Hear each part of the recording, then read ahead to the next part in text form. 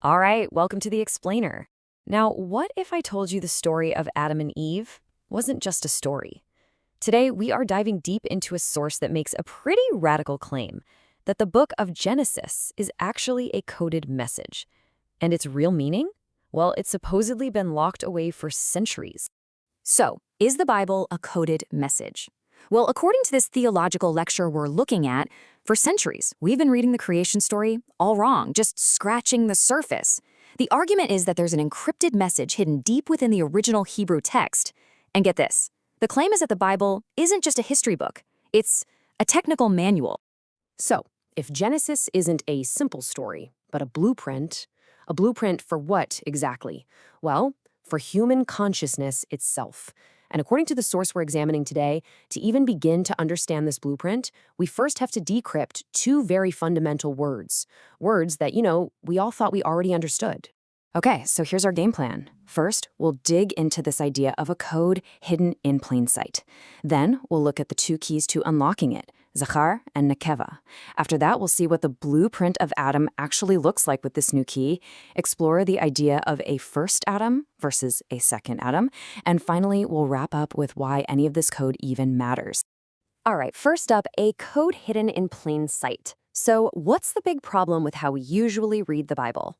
According to this source, it's simple. We treat it like a storybook, a collection of historical tales. But what if we should be treating it like a schematic? An encrypted, incredibly complex system. And the source is really clear on this point. This isn't some minor tweak or a new interpretation of a verse here or there. No. The speaker says the Old Testament is an encrypted message. We are decrypting it now. This means you can't just pick and choose the parts of this theory you like. To accept this coded view, you have to be willing to rethink, well, pretty much everything. It is a total all-or-nothing deal. And to really get what that means, they use a brilliant analogy. Think of a traditional Korean house, a hanok. Every single beam, every pillar, it's all interconnected. You can't just yank out one piece without the whole thing threatening to come down, right? It all has to be rebuilt from the ground up. Well, that's exactly what this theory says about the biblical code. So, if we're going to start this total rebuild, what are the keys? Okay, section 2, the two keys, Zakar and Nekevah. This is where it gets really interesting. The entire code, the whole shebang, apparently hinges on reinterpreting just two Hebrew words. And they're words we all think we know, the words traditionally translated as male and female. So the first key is a word called Zakar. Now, for centuries, we've just translated this as male. Simple enough. But this new interpretation says, hold on, that's not it at all. It redefines Zakar as the principle of memory or remembrance. It's like the seat of information, the pure divine data. And where does this function live? In the head, in our intellect. All right, so if Zakar is the seed of information, what's its counterpart? That would be Nekevah. And its root word in Hebrew actually means to pierce. So again, forget the simple translation of female. The source says Nekevah is a receptive vessel. Think of it like a storage device, maybe a blank hard drive. It's designed to be pierced or imprinted with Zakar's memory, and then, here's the key, to express it. And this function is all about the chest, the heart, our will. So let's be absolutely clear here, because this is the most crucial point. This is not about biological gender. It's not about men and women. It's about two complementary functions that exist inside every single one of us. You have the Zakar principle, memory, the imprinter of information located in the head, and you have the Nekevah principle, reception and expression, the thing that receives and outputs that information located in the chest. It's a system. And if that still feels a little abstract, the source has this fantastic analogy. They say to think of an LP record. Those grooves in the vinyl, that's Nekevah. They're just sitting there, these pierced lines holding all this potential information. But on their own, they're silent. So what do you need? You need Zakar, the needle. The needle is the memory that pierces those grooves, activating the data and turning it into beautiful music. One can't work without the other. Okay, so now we have our two keys, Zakar and Nekevah. How do they actually fit together? Well, according to this theory, they form a completely new blueprint for what it means to be human, a blueprint for Adam. Let's break down this new blueprint. Step 1, you have Adam. That's not just a person's name, it's the entire human system. Step 2, inside that system, there's a divine purpose or potential called Elohim. And how does that purpose work? Well, that's step 3. It operates through those two core components we just talked about, Zakar, the memory, and Nekevah, the expressor. It's a hierarchy. So what does this internal structure actually mean for us? It means that for any real action to happen, there has to be alignment. Think about it.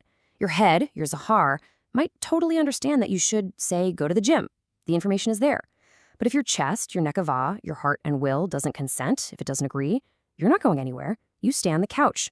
It's that internal agreement that turns thought into action. All right, let's move on.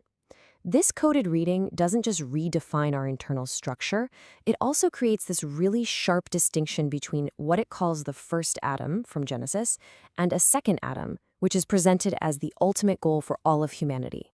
And to explain this, the source uses another really powerful modern analogy. Think about a brand new computer. The first Adam, created in God's shape, is like the physical hardware and the basic operating system. It's got all the raw potential, right? The processor's there, the memory's there, but the ultimate goal is to be remade in God's image. And what's that? Well, that's like installing new, perfect, divine software onto that hardware to make it actually do something amazing. So if we're running with that analogy, what was the fall from grace? It wasn't just some simple act of disobedience, like eating a piece of fruit. No, in this view, it was a malware installation. The serpent introduced corrupting knowledge, basically a virus or a bad software, that messed up the whole system and distorted the original image. So the path to redemption? It's not about following rules. It's about getting a divine software update from the original programmer. Okay, so we've gone through the code, the keys, the blueprint, the two atoms, which brings us to the big question. Why does any of this code matter? What's the ultimate takeaway from all this? Well, when you put it all together, the point of this code is pretty profound. It completely transforms the creation story from some ancient tale into a personal, technical guide for your own consciousness. Suddenly, male and female aren't about biology anymore. They're about internal spiritual principles that we all have to balance. It means the Bible becomes a blueprint for our inner world. And salvation? It's not about external acts or following a bunch of rules. It becomes a process of reprogramming, of rebooting our own inner being to get back into alignment. And that really leaves us with a pretty provocative final thought, doesn't it?